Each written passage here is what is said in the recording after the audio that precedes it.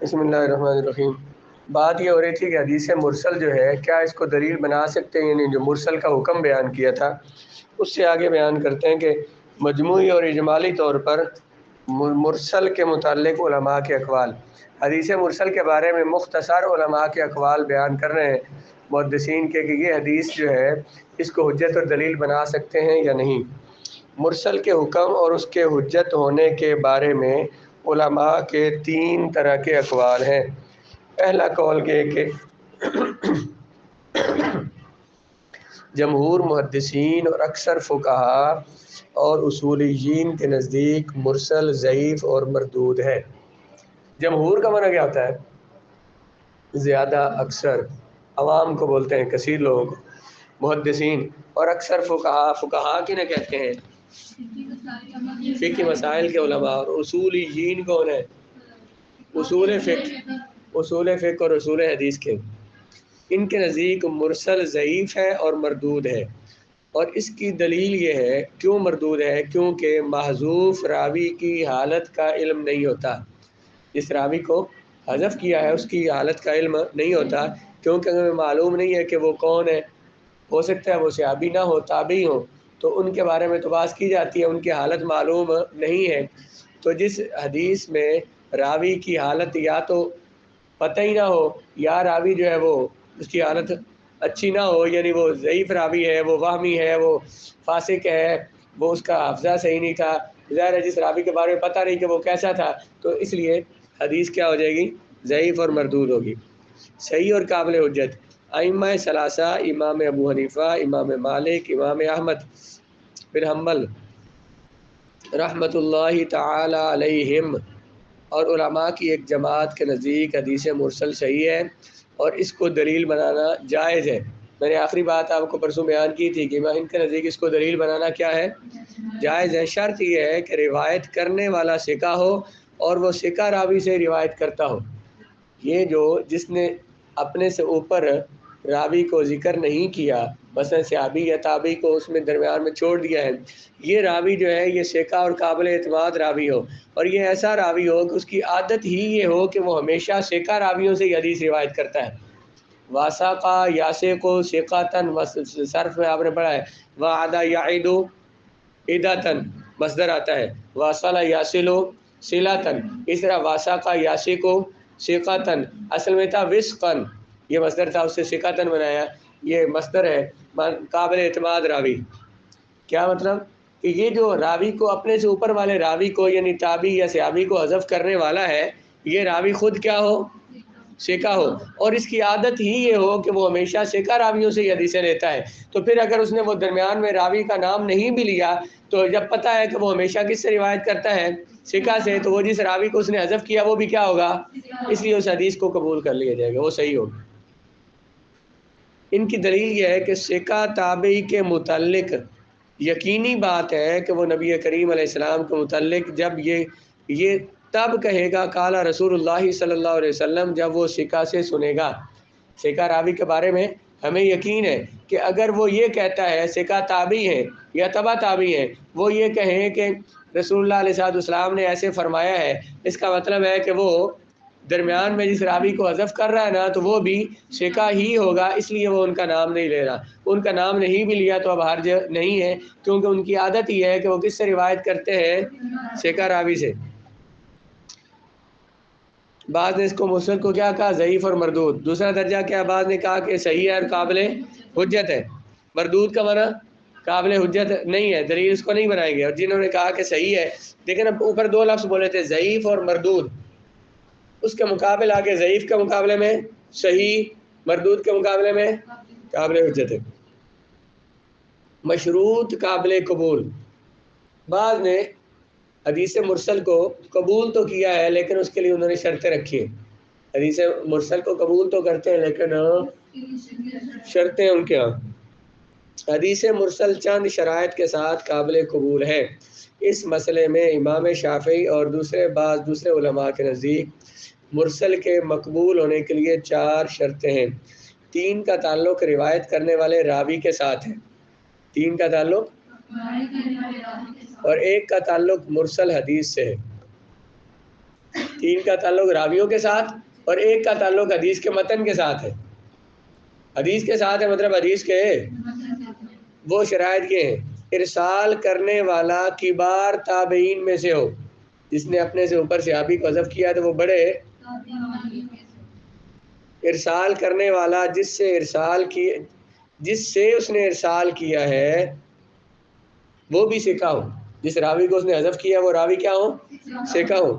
جب دوسرے حفاظ حدیث اسی حدیث کو مرسل روایت کریں تو اس کی مخالفت نہ کریں.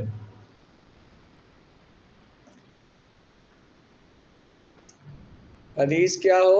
ارسال کرنے والا اپنے سے اوپر سے راوی کو حذف کرنے والا ہو. تابعین میں سے بھی کبار تابعین بڑے تابعین میں سے ہو. دوسری شرط کیا ہے کہ وہ جس سے ارسال ہے. ارسالہ یرسلو ارسال یہ مصدر ہے. ارسال کرنے والا جس سے ارسال کر رہا ہے جس راوی کو حذف کر رہا ہے تو وہ راوی بھی کیا ہو؟ ثقہ ہو.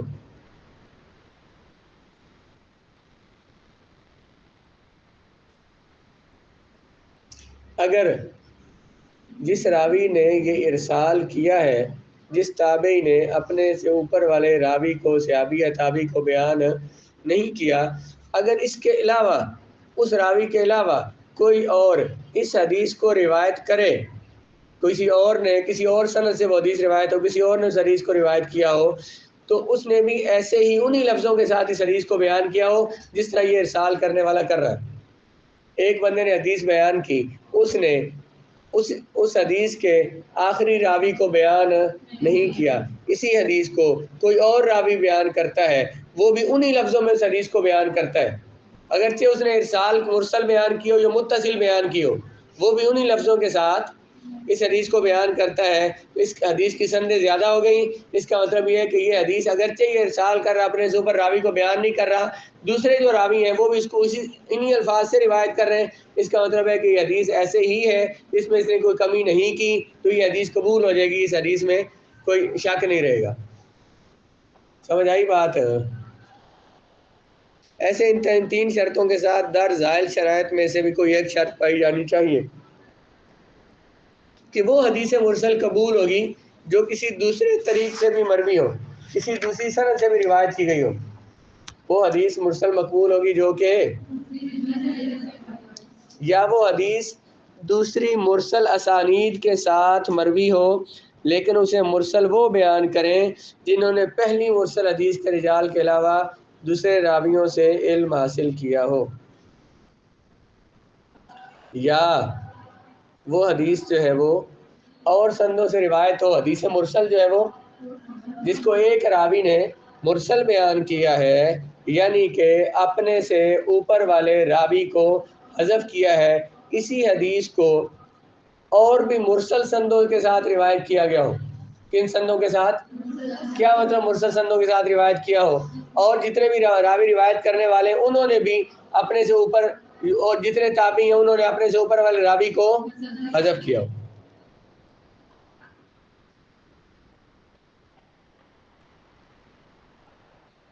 ایک حدیث کو ایک راوی نے مرسل بیان کیا اور بھی راویوں نے اس کو مرسل ہی بیان کیا ہو، لیکن یہ جو پہلا جو ارسال کرنے والا راوی ہے نا، جو اس کے اساتذہ ہیں، دوسرے ارسال کرنے والے راویوں کے اساتذہ وہ نہ ہو، انہوں نے اور محدثین سے حدیث لی ہو.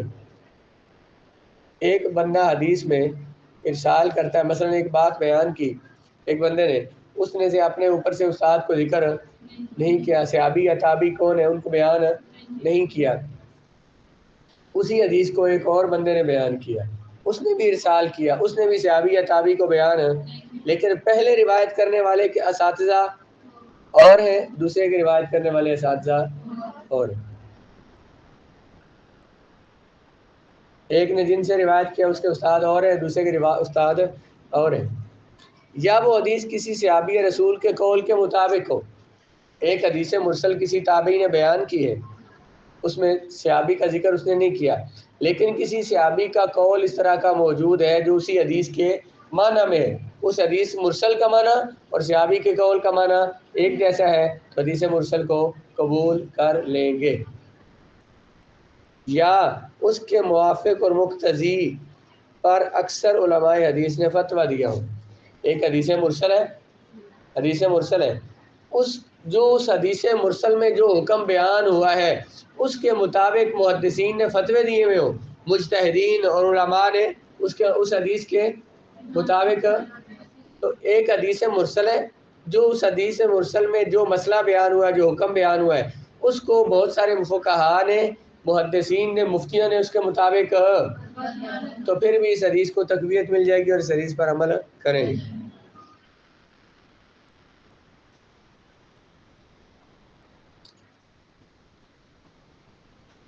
جب حدیث مرسل ان مذکورہ شرائط کے ساتھ ثابت ہو جائیں تو مرسل حدیث کے مخرج اور مأخذ اور اصل کی صحت واضح ہو جاتی ہے۔ جب مرسل حدیث میں یہ شرائط پائی جائیں تو مرسل حدیث کا مخرج مطلب اس کے آنے کی جگہ، وہ کون سی جگہ ہے اس کی صحابی، اور مأخذ اور اصل کی صحت، اس کا صحیح ہونا واضح ہو جاتا ہے، جو اس کے لیے معتمد اور معاون ہو، اور معلوم ہوتا ہے کہ دونوں صحیح ثابت ہیں، دونوں حدیثیں کیا ہیں؟